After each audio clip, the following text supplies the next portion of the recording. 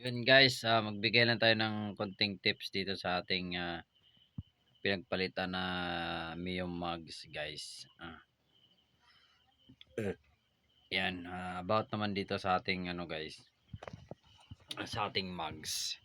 Yan, medyo matagal na rin talaga siya pero maganda naman yung kanyang, ito lang siguro advantage sa mga scooters. Hindi siya katulad sa bearing na nasisira yung mga ganito, yung mga pan-tricycle ba. Itong brake drum niya. Yan, yung pinaka inner diameter sa brake drum kasi hindi naman basta-basta alog dun dito na parts. Yan lang advantage niya sa mga scooter. Pero in terms of ano guys, tsaka malakas ang preno ng mga scooters dahil siguro hindi nga naman to basta-basta na oblong. Kaya yun, ang stock pala nito ng Mio carbs natin guys ay 1.6. Yun yung kanyang ano niya. Yan, 1.6. Yun, yung kanyang stock. Pero mas maganda kung kaya nyong mag-convert nyo to sa ano,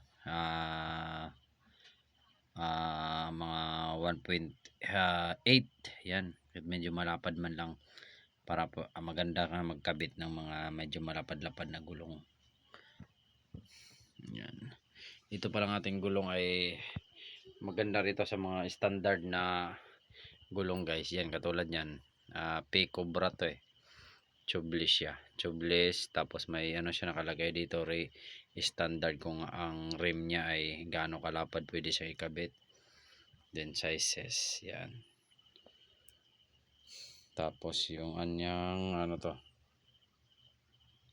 HDMI.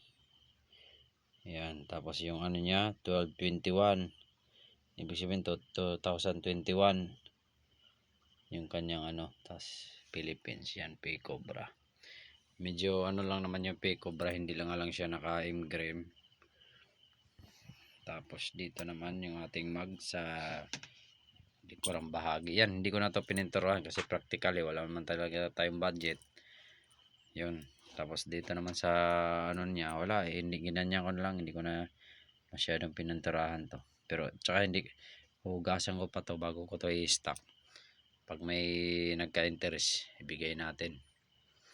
Tapos nagkaroon siya ng issue guys, yung ating, dahil yung ating swing arm, dahil sumayaw yung ating swing arm. Yan, hindi pantay yung kain niya. Yan, tapyas siya. Hindi pantay yung kanyang kain. Yan ang nangyari dun sa nasira natin na ano, swing arm. Yung bushing, tapos matagal din natin napalitan yung katang bearing, kaya nagkaganyan, natapyas yung ating gulong. Pero makapal pa to guys, kasi advantage naman ito, tubeless naman siya. Tapos ayan, malalaman nyo kasi guys pag tubeless, meron talaga siyang yan, naka-emblem yung P-Cobra, palatandaan na magandang klase, nakaganyan yung ano niya guys, pangalan ng brand. Ibig sabihin mataas yung quality din, isa rin yan sa palatandaan.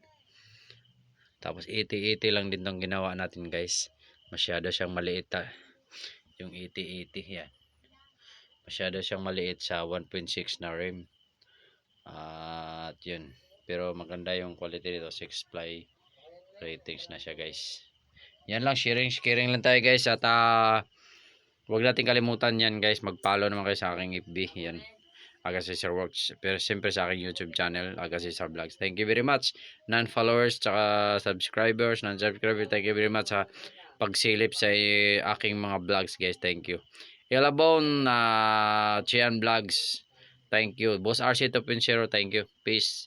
Agasisar Works, save money, save time. Peace. Ingat lagi guys.